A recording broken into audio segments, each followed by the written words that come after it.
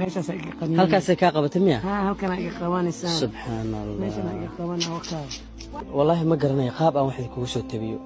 quracan iga dambeeyo ee dhinacna ka oodan ee aad moodid in xoolaha lagu xareeyo waxa muddo sanado ah ku hoos xiran aaba Soomaaliyeed oo da' ah miirkana ka waalan silsilad ayaa lugta looga taagay qorraxda roobka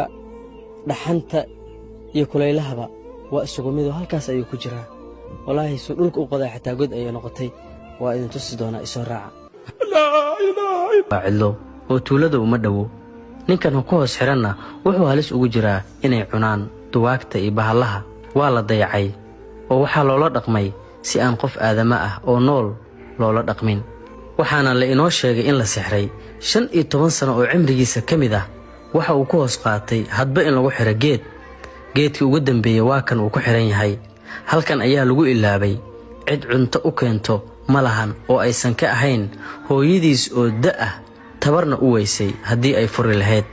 markii aan geedka ku hoos booqday ereyga ugu horeeyay oo dhaw wuxuu ahaa alla walaalkeeyow ku waayay waligeena ana ma arag alla walaalkeeyo waayay ana waxaan ugu jawaabay walaalka oo walaalo Soomaaliyeed wato ayaa maanta ku yimid geedkana hadda ayaa kugu dambayso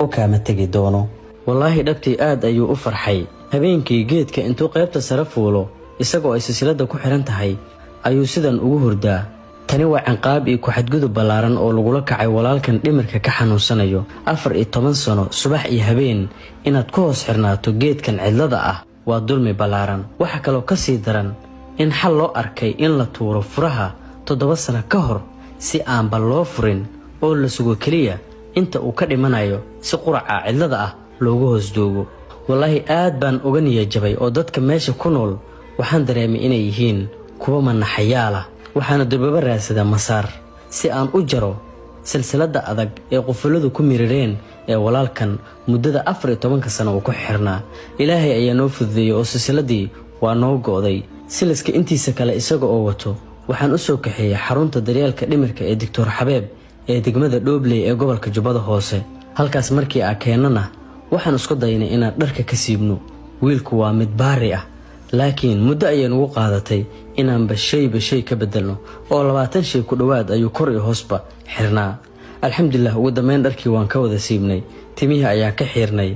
waxa aad sugaysaana waan u labisnay baaritaano dhakhtarka ayuu maray wareysiye ayaa laga qaaday halkaas ayaa lagu xanaaneyn doonaa walaalayaal waxaan u baahanahay qof kafaalo qaada walaalkan lacagta lagu daweynayo lagu xanaaneynayo cuntadiisa oo ah kaliya $150 bishii si uusan ugu noqonin